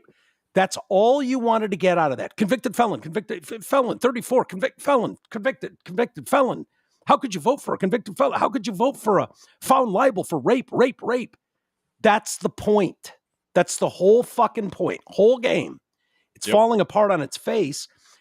I hate this, by the way, the $15 million judgment for his fucking library and the $1 million in fees. I wanted discovery. I wish they wouldn't have accepted these terms. I wanted discovery because the judge had ordered Trump and George Stephanopoulos to undergo 4 hours of being deposed. And ABC News pulled the plug at that point. How about we give you $15 million, pay your legal fees, make a statement saying, oh, we regret that we blah, blah, blah. That's what they wanted to happen. I wish Trump's team would have said, eat shit, see you in court, asshole. See you in court, asshole. No, there's consequences for behavior like this. A 4-hour deposition with George Stephanopoulos, would have included a lot. It would have been a broad scope. 4 hours of deposing George Stephanopoulos would have given lawyers the ability to speak with producers, look at production notes, look at emails behind the scenes about how we were going to frame a story. It would have given you minutes if minutes were taken. It would have given so much access in a 4 hours. Let that little fucking midget squirm in his. And let's look behind the curtain of the great wizard, ABC. Let's see how their news is gathered, how the framing of a story is going to go long before they have a discussion with Nancy Mace on the air. Let's find out what their internal discussions were about this. That's what would have come out in discovery and would have been a hell of a lot more damaging than a $15 million nothing. If you think I'm not kidding, think of the defamation that just made go away by paying almost $750 million to Dominion. What was the crime there, right? Some analysts went on the air and they were able to look at their internal texts, and some of the hosts questioned whether or not this story, if there was real bullshit going on with the Dominion voting machines, and then went on the air and said there were problems there's problems with the Dominion voting machine. That story blew up and then went away and whatever. But their internal text messaging between anchors, between some of the members there at Fox News questioned, are we sure about this? Like, what, are you sure that these Dominion machines were a problem? They knew that going in, that those conversations were going on, yet you went on the air and that was deemed damaging and defamatory, knowing that you questioned it and then went on the air and told your audience something. Yeah. Fox went, fuck this, make this stop. We don't need to go through a courtroom and have full discovery going on and have this destroy credibility. Nip this in the bud. How big of a check do we have to write? So that could have easily gone for George Stephanopoulos, ABC News, with full discovery in depositions, and God knows where that leads. And ABC wanted nothing to do with it. To me, they got off easy. Very easy. $15 million is nothing to ABC News. What is that, like a week pay for one of their main anchors? Yeah, exactly. Doesn't mean shit is what that is. Yeah. ABC Disney, $15 million in a fucking stupid donation to his stupid library. Yeah, no. Dumb. I would have said, eat the $15 million, see you in court. Yeah. And honestly, there's only one way to get control of what these guardians of the truth, as they hold themselves up to claim. It's podcasts. It's being able to give another side to the story. And it's these people being held accountable for the nonsense they peddle on the air, knowing it's bullshit, and ginning people up. That's what's going on. It's as simple as that. And so, yeah, I would have liked to have seen George Stephanopoulos, his midget ass, sweat on the fucking in a deposition for a few hours. That would have been great to see where that leads. May the best man discovery of seeing their notes and how they spin stories, so that we can all just go, "Hey, look, here it is." Yeah, there's the spin we've all been talking about for years. Yeah. Speaking of ABC, I guess this is MSNBC. An elderly MSNBC's fan, her life's been ruined. Oh no! Yeah, she was duped. Yeah, she got duped. Poor Roops. She was duped by a fake Facebook account posing as her favorite anchor, Ari Melber. So he's one of these douchebags on there, and she's an old lady, one of these religiously watching MSNBC, just getting her facts straight. Patricia Taylor, 73 years old, she was scammed out of tens of thousands of dollars by someone she believed was the TV news reporter. We want to vomit, her daughter, Mary Taylor, told CBS Local 12. I mean, it's pretty disgusting. Patricia's a huge fan of Ari Melber, so much so that she messaged a Facebook profile she thought was his. And the fake profile responded, get a $500 Apple gift card to treat his sick dog, Penny. My mom started asking, hey, aren't you on TV? Don't you have money? She was pecking down the right road there. Yeah. Patricia. In response, the Melber profile warned Patricia if she failed to send the money, she'd be letting his dog die. Oh, man. That's awful. Oh, poor Penny. Yeah. It's for Penny. Please don't let Penny die. His mother had given $20,000 to the fake guy, but that wasn't the end of it. Over the next 4 months, he convinced Patricia that they were in love and they would get married. He even sent her a ring to make claims. Of course, they had the ring appraised at $30, bought on Amazon. Boy. Patricia grew suspicious at this point. Real thinker there. Deep thinker. She's starting to get suspicious. Something might be up. But the scammer set her fears down, created an AI-generated voice message using Melber's voice. This is going to get so much worse. So much worse, people. You have no idea what's coming. Yeah, it's pretty bad. You're reading my messages and not responding. I'd never do that to you. Have you found someone else? Things escalated. Convinced she was speaking with the real Melber, Patricia boarded a plane bound for New York City to meet her dream man. A family member intervened, found her at a layover stop in Portland, and brought her home to Washington. I believe they would have asked for some type of ransom for her, that we have your mom, see how much money they could get out of us. The family said Patricia is not someone who's easily duped. It's hard to say that she is, but she kind of is.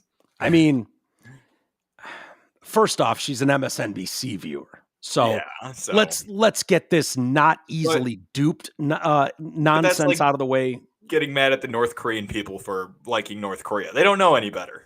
Yeah. This is an MSNBC viewer. She doesn't really know much better. You're trying to claim that she's not easily duped. And my argument is MSNBC viewer as one.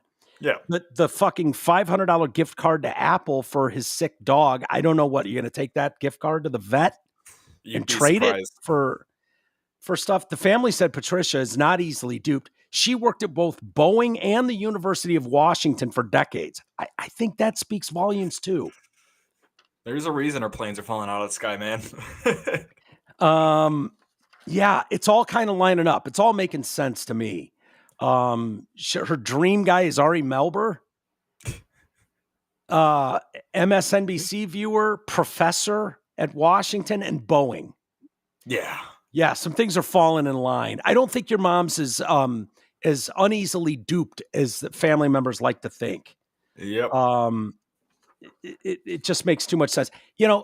She could have been a very smart woman, and 73, I don't know what her mental state is. And I fully understand the ability of people to get duped. These scammers are getting very good with their texts. You notice they come from your area code and stuff. They come up a lot of times with names of companies you may have called. Like, there's all kinds of shit that tricks to the trade that they're using, that I see, that you see.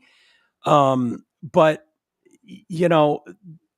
I worked at Boeing. I was a professor at blah, blah, blah. Yeah, these people think they're smarter than everybody. You're an MSNBC viewer. That tells me everything I need to know. MSNBC has peddled more horse shit on the American public than virtually anyone. So it doesn't shock me that she'd be duped easily. Yeah. She wanted to believe this was the real Laurie. She wanted to believe a lot of things. She wanted to believe Trump's a convicted felon and a rapist. She probably ate that shit up every day. So, I'm sure there's some smart people that watch MSNBC. I don't know who they are, but I'm sure they're out there somewhere. I've been watching this channel on YouTube for a while. My dad and I kind of talk about it a lot, but it's called Social Catfish. It's a lot of stories very similar to hers with various celebrities. Like, there's people who get thinking. Yeah, go ahead. I'm sorry. Oh, there's people who get the same exact scam. They think they're talking to like Justin Bieber or something, or like Drake, like multi-billionaire musicians or millionaire musicians. They're like, I need $500 for a surgery. Yeah, that's where you lose me. Yeah. The AI generated voice calls, that's coming. That's the people that are can take 10 seconds of a girl's voice and then generate an AI of daughter calls mom, I'm being held ransom, get 30 grand. Like, I get falling for that. Totally. Yeah. This idea that we're in love, send me a gift card or my dog dies, that tells me you're a fucking dolt. You're a dolt if you're willing to do that. And then you throw MSNBC on top of it, and it's like, yeah. And that's where it like really loses me. If somebody's asking for Apple cards or Google cards for a sick dog, it's a scam. If they ask for Google cards in any way, it's a scam. Just hard line right there. As soon as you ask for gift cards instead of cash, total scam. Dude, I'm grateful to this audience here that they had tried to scam me with my drum set. When I was going to sell the electronic drum set, and I got a bunch of listeners reached out to me like, whoa, this is another scam. And the reason was they were sending me not a personal check. Yeah, it wasn't a cashier's check, which the way I understood it was you pay cash for that. And then that cashier's check is essentially cash. Yeah. And they were going to send that to me.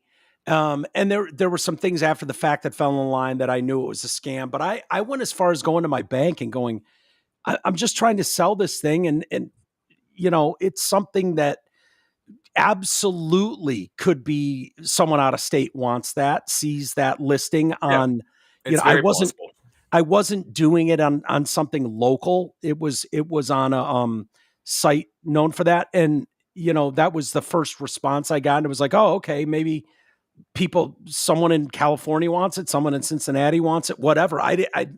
But quickly it was like your ears go up and you're like, yeah, no, dude. And I ended up blowing up. I still have the check he wrote me because he wrote it for $2,000 extra to give the driver who was picking it up for him. And so it was like, you get the drum set and $2,000 cash and you've passed a bogus check and there's no fucking, like, it fell apart quick, but it was the whole cashier's check element of it that I was like, oh, okay, maybe that. So I get it. It's easy to scam people. They're getting very good at it. But when you're doing like, send me $100 gift card and, like, no, dude, you got to be a real special dipshit to fall for something like that, or demented. There's a lot of people that are losing it, Parkinson's, dementia, whatever, and taking advantage of those people is one of the worst crimes you can commit. But that happens all over. Yeah. The world's gotten so fucked up that I regularly go in the convenience stores or gas stations. I still check the card readers, like right in front of the clerk and everything. I'm like, let me just wiggle this real quick and make sure. Yeah. Because I've had my card stolen at gas stations before. I don't like that shit. Yeah. Is that the one where they make a copy of you swiping it? Yeah. Or something? they basically have a little device that looks exactly like a card reader. So when you sit your card in to read it, it'll go through, everything's fine. But there's also a separate device scanning the card reader. And a lot of the time, those are owned by the gas station or something clerk or the workers. So what does it do when you rattle it? What are you trying to figure out? If you can shake it and take the card reader off the machine, it's not part of the machine. It's a separate piece. If that thing, I haven't found one yet, but I've seen them popping up in a lot of the major cities, especially like New York and stuff. You'll see a guy go in there and he'll just grab the card reader, pull the machine off it, and watch the clerk go, "Oh, what's that?" Like try to act like it is. Yeah, interesting. I haven't. I've heard of some of those scamming ones. I haven't heard of that. That's a hard. That one's getting really popular right now. It's just simple little devices they put on card readers right at the gas pump. That way they can come in when nobody's around, put that little machine in there, and then the next 10 people to run their card get it skimmed. Interesting. Fucked up world. All right, let's do some emails. Amy joins us tomorrow, and then members will get an early treat at least with Dave Landau on Thursday. But let's go through some emails. And by the way, patreon.com/TDC Podcast. If you'd like to become a member, we usually do an extra show each week.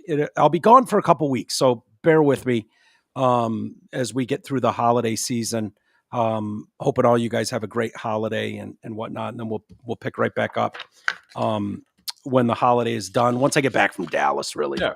And any last minute holiday shopping you got, don't forget the Amazon link. Amazon link, My Pillow as well. It's hard to even make money off you guys purchasing stuff at My Pillow because they're so discounted. Go get your pillows, your sheets. Yep. Use promo code TDC. It's a great way to help the show. Really appreciate it. All right, let's do some emails. So James writes, and this goes back to Brian Thompson. All right. He is glad this guy was murdered. I believe that's the take he's got. He's like, yes, all government employees, all need to go. However you'd like to do that. I guess we can have a discussion, but Officer Walters is getting soft and all that nice weather. I know where that's coming from. He says, you called Luigi a left-wing guy earlier, and I'm like, he's not a left-wing guy right now. He's the I don't know what he is. Eat the rich, but a lot of the more right-wing middle ground people are like, no, he's entitled rich kid. Yeah, he's definitely entitled rich kid. Yeah, it's super entitled rich kid. Yeah. I don't know where his politics lie, but no. When I say that, what I mean, Garrett, is the hardcore left is all cheering for him. Yeah. Like that. That's who's cheering for him. No one on the right is. I take that back. You're right. Some on the right are. I think that the thinking is wrong. I really do. And look, people are entitled to their opinion. I totally get how they get there. And I'm one of those people where I don't advocate for violence. I have no need for that. I don't want any of that. But I see a silver lining in a bigger conversation here that I want to focus on, where everyone's either eat the rich or he had 2 kids and how could we ever condone this? There's a middle ground there where it's like there's a bigger discussion. Those kids will be fine. The eat the rich people are stupid. Yeah. And Luigi Mangione is a douchebag. I think it's all, entitled. Yeah. It all goes part and parcel to the way kids are. You see a lot of that nowadays. I think that you didn't see in other generations this kind of attitude and like, I don't like something. I don't know. It just social media weird. Is so much bigger that you can post all your little protests. Exactly. That's don't have part of it too. Weird photos floating around for many years to haunt you later. James goes on, by the way. He sent a separate one. Look at this douchebag. Look at this douchebag protesting back when he was a kid. Yeah, dipshit. Douchebag. Look at his stupid hair, that Bieber cut. Yeah. James goes on, I feel bad for his kids. Boy, oh boy, I feel so bad for that BlackRock stooge, Brian Johnson's kids. More fuckers can cry all day to their polo ponies. Why in the world hell do you and your boy love this clown so much? Talking about 3G. Fuck him and all the rest. You don't spend any time on the dozens and dozens of Southside Chicagoans drop it every week. But one doucher gets shot by another douche, and you and 3G have to come. Gross. Unfucking glued for half a show. Forget it. It's over. More rated Xmas, less suckling on millionaire ball bags, and tell our libtard pro solar panel boy Hines to burn his Bill's loving ass house down and put up some Al Gore approved hippie solar panels in its place. Go Lions. Yeah, I know what you're saying, dude, but I did have a story about there's some more stuff coming out on Brian Thompson. Yeah. So he had apparently warned his fellow executives at the insurance company about its negative public image months before he was shot. Thompson tried to focus on each individual patient's needs during his time as CEO, colleagues told the Washington Post. He also argued in internal discussions with fellow executives earlier this year that average Americans did not understand United Healthcare's role in the nation's healthcare system and urged executives to focus on the steps it was taking to eliminate out-of-pocket costs for life-saving drugs. He understood that the public was frustrated with what they perceived the company's actions to be. He was actively articulating a vision that helped better educate and help people understand what the company is doing. The company was receiving bad publicity at the time amid an investigation and claims that Thompson was engaging in insider trading. It was also facing outrage among its members over claims that it made billions by denying health care to the sick and elderly. That outrage led 26-year-old Luigi to open fire. Frankly, those parasites had it coming. It claimed that he claimed that the United States had the most expensive healthcare system in the world, but blasted the system for making America only the 42nd in life expectancy. Okay. Lifestyle and diet have nothing to do with United Healthcare. No, okay. I get that. That's part of your problem there, Luigi. Yeah. So that's possibly why he targeted the company. A spokesman for the company told the Post that its insurance division pays about 90% of medical claims when they are submitted, and of the remainder, only 0.5% are due to medical or clinical reasons. Allies say the complexities of the healthcare system in the U.S. is to blame, arguing that many of the price hikes that consumers blame on insurance companies could be traced back to hospitals and doctors raising their own prices, which are then passed on to patients.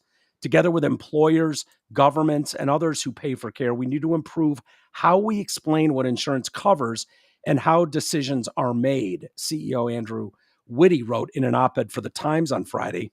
And then he goes a little more. So, is it possible that you murdered the one fucking CEO that actually gave a shit about the end user and how they were perceived in the public eye? I know you don't know the answer to that, though, Garrett. No, that's the problem.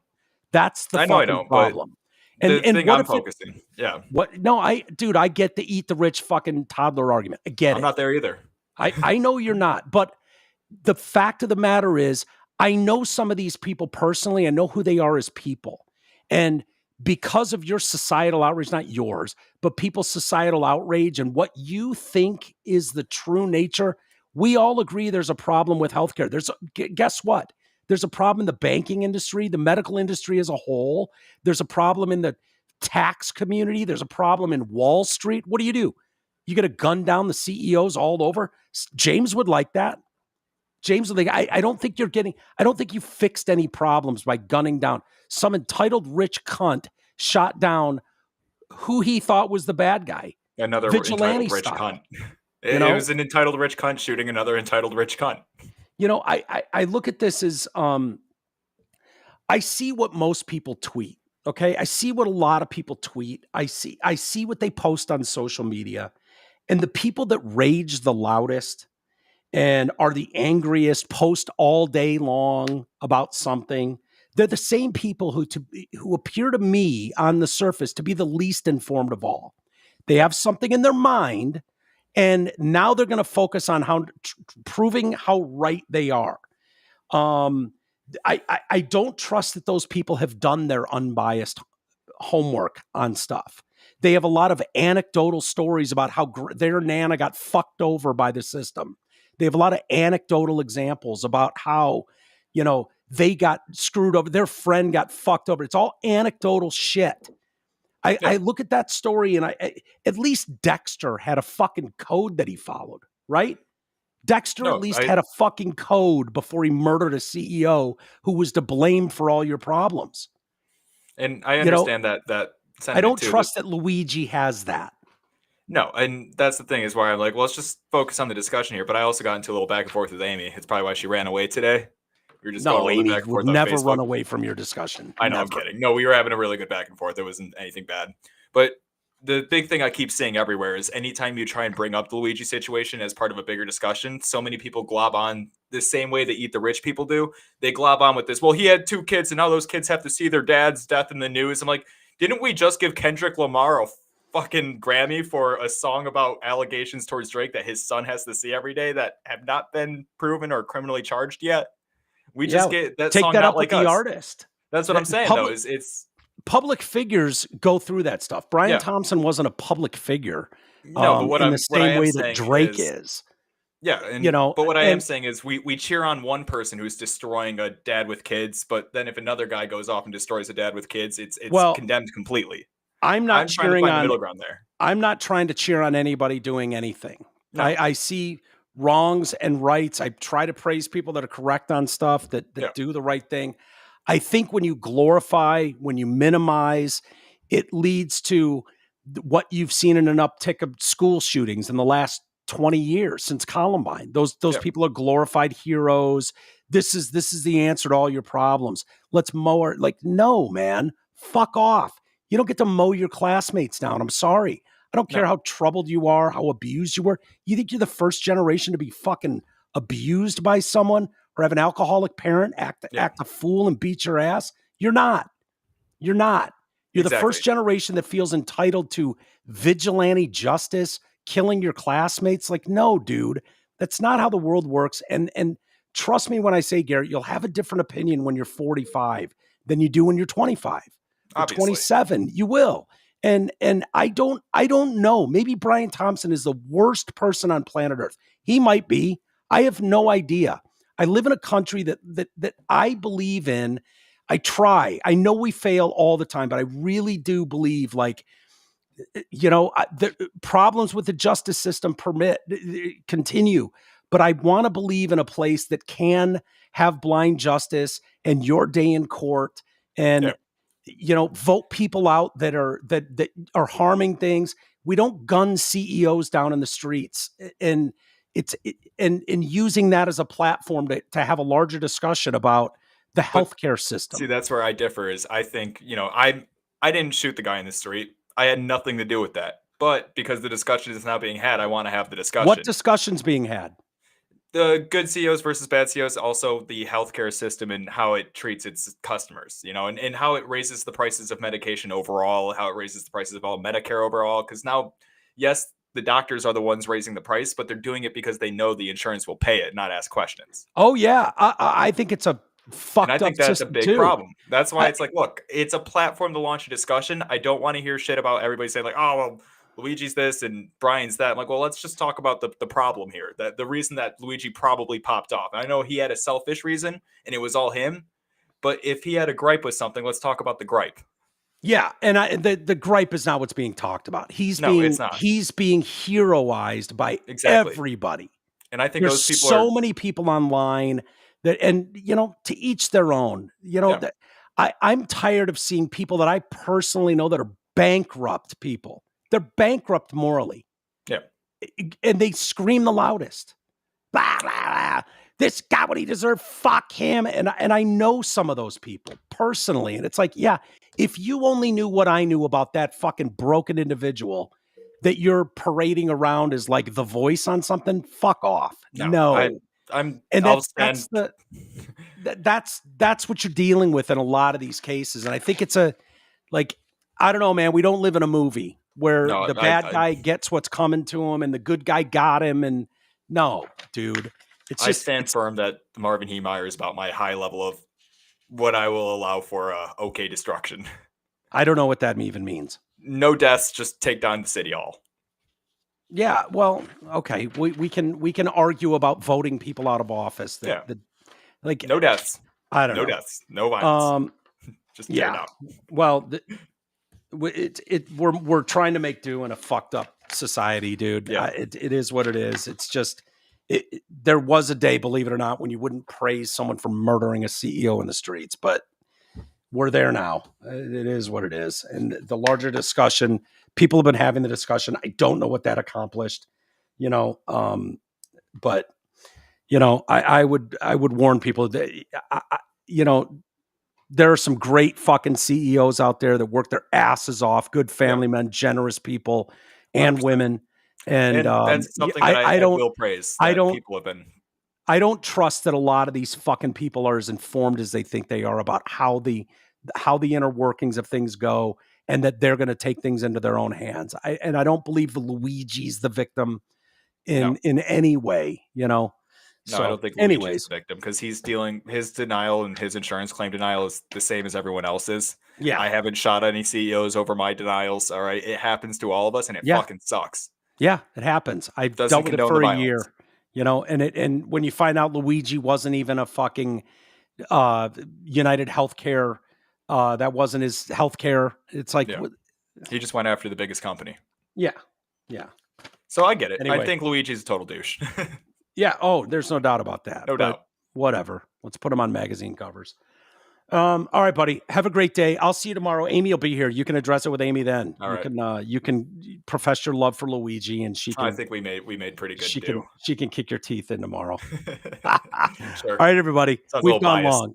We've gone long. All right, let's get out of here. Have a great rest of the day, everybody. Thank you for being here. We will. Garrett and I will both be back tomorrow. We'll see you then.